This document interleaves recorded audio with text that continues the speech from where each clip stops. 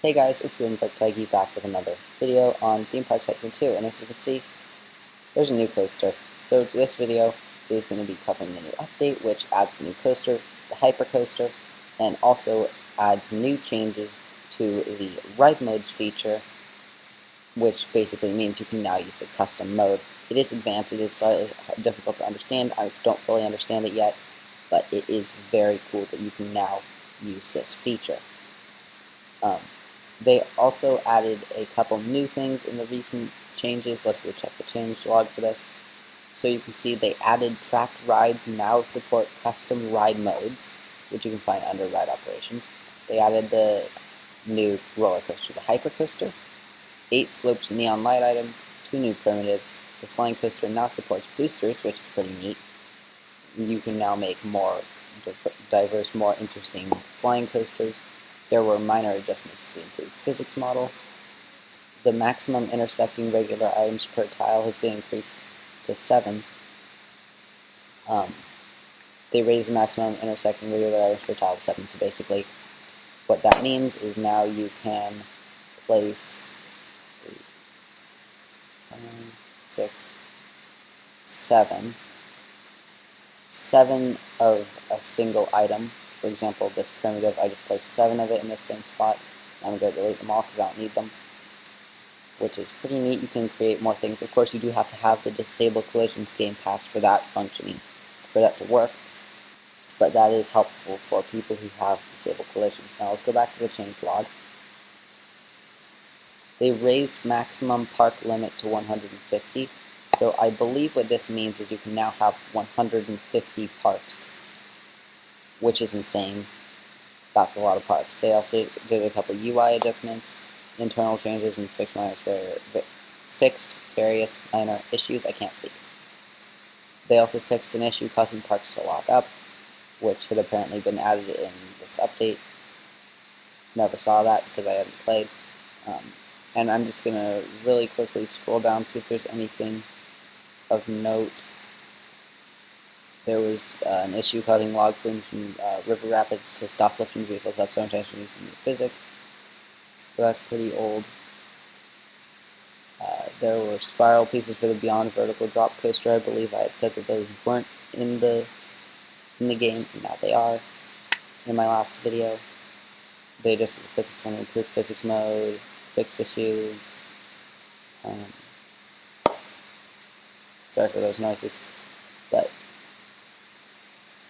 yeah, we've already covered, I'm pretty sure, all of this. So now let's go straight into the new coaster, the Hypercoaster. So I'm going to really quickly delete this, because we don't need it here, and I'm going to go over the Hypercoaster. So as you can see, the Hypercoaster has a 4-seat train, similarly to the Beyond Vertical Drop Coaster. It costs $2,250 to build originally, and it is a 2-wide station, a 2-wide roller coaster, similarly to the Beyond Vertical Drop Coaster. This coaster requires at least 3 stations in order to build a train, because the minimum train length, as you can see, is 3. You cannot decrease it below 3. You can't decrease it to 1, you can't decrease it to 2, and the reasoning for that is because if I change it to 4 and then change it back, as you can see, there is this thing on the front, which it's like probably aerodynamics like doesn't slow down the thing, if that made any sense at all. But as you could also see, when I put it up to 4, it does allow 4 trains on 3 stations, or up to, I believe, 7 trains on 5 or 6 stations, which can be helpful if you want longer trains, but you don't have as much space for as many stations. You can also, the default physics model is the improved one, as is with all new coasters, and operations, it's got boosts, it's got brakes, it's got all the fancy things. But anyway, let's just hop into building one of these and showing off all the pieces. So as you can see, got chain lifts. It can go vertically up, it can go vertically down as well. You can use the boosters, you can use the brakes. There is even a hold brake, which is pretty neat too. And as you can see, you can go down to vertical drops. And if we just take this down to ground again here, we can demonstrate. You've seen you can have chainless, you can have all these things, you can use all these fancy turns, although those aren't really very fancy. It's got all the ride pieces, chicanes, long chicanes, flat to steep slopes. It's got long straights, which I can't build because I have to flatten it out first, of course. Long straights up and down. It has half loops, supports a full 180 of banking and inversions, as well as it has flat to slope turns, as you can see, flat to slope wide turns. Let's just build them going down to the right and reset the banking on that. Where were we? It's got spirals. I'm pretty sure this coaster is everything. If there's something that's missing, let me know down in the comments, because I may have missed it. It has corkscrews, although I'd like to make this not go into the ground. It can go up to the left, alright. And it has wide loops. It does not have the tall loops, it has the small loops, it has the wide loops, because again, it is a too wide coaster, meaning it will need the wider loops than normal so it doesn't run into itself. So if I can just build one of those real quick. Wide to left, alright. So obviously this coaster isn't going to function, I just wanted to show off all the pieces. You can put brakes at a slope, and this is actually something I forgot to test out. Can you put vertical boosters? This coaster does appear to support vertical boosting, which is pretty neat. It does not support it going on the steep vertical, or I would guess it does not support it going straight up either, but it does support gentle slope vertical boosters, which is pretty neat. Now, of course, it has all the chain lift speed, boost power, brakes power, track friction, gravity multiplier, all those normal ride operations things. Of course, everything in this setting, you do need the ride operations game pass to use, so you do need all of these to use, for example, the custom modes, which I will be covering very shortly. But first, I would just want to go over the colors. Color 1 is the color of the track middle support piece. As you can see, it's been highlighted green. Track 2 is the rails that the wheels go on, which is now that dark blue. And then color 3, I'm just going to make it red, is the things going across. So now this coaster does not look very good, but at least you can tell what different colors paint. And also vehicle colors, if I can just put this back down to 3, I can demonstrate that color 1, oops, that's entire track, I am very smart. Color 1 is the color that is currently a whitish color, kind of the central color, the color of this arrow, and the lap restraints, and then the red, which I just changed it to, is the color 2. It's got the seats and the main color. So color 2 is kind of the main color, and then color 3 is obviously just going to be the floors. And that's really all I can think of to talk about with this coaster.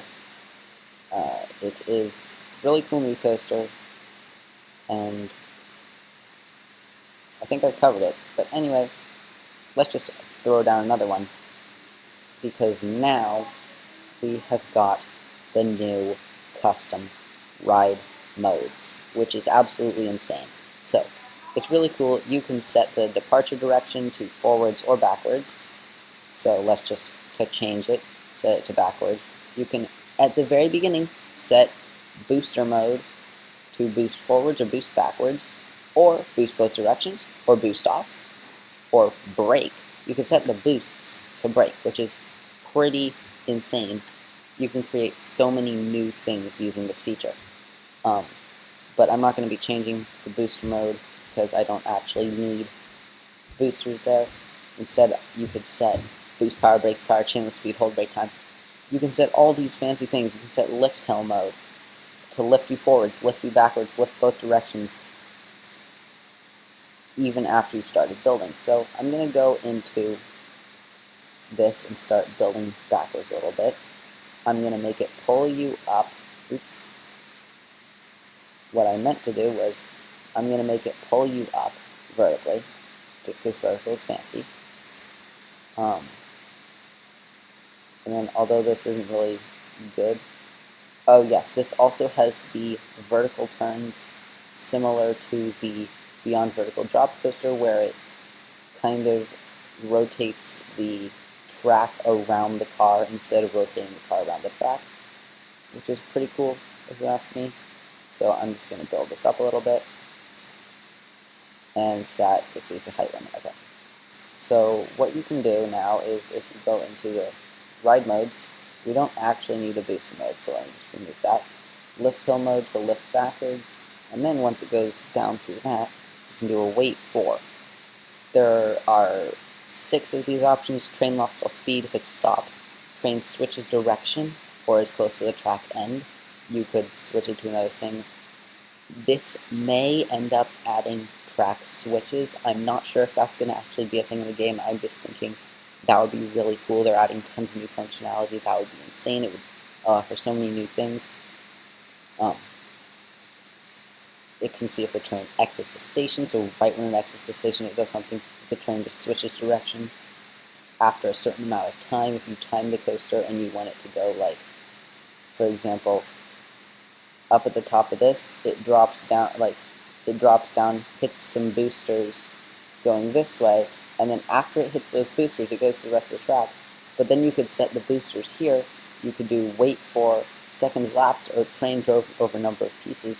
Change this number of pieces to whatever you want, although you do have to click this button a lot, which can be a little bit annoying. But you can set it to set booster mode, the booster that boosted it at the beginning, to brake both directions. Or brake to halt, which I'm pretty sure will just brake until it stops, just like a station does when you come back and do it normally. And brake to halt and then reverse. I'm going to have to test that out, but I believe what that'll do is it'll come into the station, or come into the brakes, and then just roll out the other way, which is pretty insane if you ask me. I'm just going to add another seconds elapsed just for an example. I wanted to see if the brakes can only brake forwards, brake backwards, brake both directions are off. Although that isn't really too surprising, but it is really cool that boosters can brake after you've gone over them, or you can set them to brake first and then boost. You can make some insane coasters with this new custom ride modes. The station mode can also brake you, boost you, forwards, backwards, both directions, or do nothing, which can be helpful if you want the coaster to zoom through the station like it would after it goes up to the top of this hill. You'd want it to zoom through the station. You can also, let's just say, if after switches direction, although that's not really what I'm trying to look at. I'm just looking at all the station modes. Lift hill mode can lift forwards, backwards, both directions. Boost power, this is just normally setting the boost power. You can make a weak boost, or you can make a super strong boost, and then you go over another booster later and it's weaker, which is amazing because previously you would have had to set the boost power for the whole ride in 200% or whatever, and you wouldn't be able to change it mid-ride, which is actually very helpful that now you can do that. And obviously this wouldn't affect people who don't have ride operations, since you do need ride operations Game Pass. Costs 98 Robux, probably worth it, but if you don't have Robux you don't have to worry about it. Game's completely fun without it in order to do these things. You can also set brakes power, that's just the same. Chain lift speed, same as chain lift speed. And the hold brake time, up to 10 seconds. So obviously this currently is missing the set hold brake time. I'm not actually sure if they're going to add it in, if that was a mistake, but I think there is one easy way to test that out. If we grab the floorless coaster, and real quick, I'm going to build just a tiny bit up. You can see hold break time does exist on the floorless coaster. The floorless coaster does not have a gravity multiplier. The Beyond Vertical Drop coaster does have gravity multiplier, single rail. So I'm not quite sure why not all of them have hold break, like why this one does not have hold break, or why not all of them have gravity multiplier. Let me just check a spinning coaster. It does not even have gravity multiplier, so could be certain coasters have gravity multiplier, or it just may not have been added to all of them. But anyway, custom ride operation modes. I think I've really covered everything here. So what I'm going to do is I'm going to attempt to make a hypercoaster that takes advantage of most of these. Once I've finished it, I'm going to show it off and try and see, so I can show you what all these could do in action. Alright guys, well after a while of fooling around with this hypercoaster and custom ride modes, I wasn't fully able to get it working like when I wanted it to. So I'm not that great with custom ride modes, but I basically made it go up, go down, increase the speed of the boosters. I had it do a change in booster speed, so it like goes through here, makes the boosters stronger, goes up, and I tried to make these boosters break to a halt. It kept on exploding the train. I don't know why. I'm not that great with this, I'm sorry. Anyway, hope you enjoyed, hope you got the information you needed. This video was a little bit of a longer update video. Sorry about that. But anyway, thanks for watching. See you later.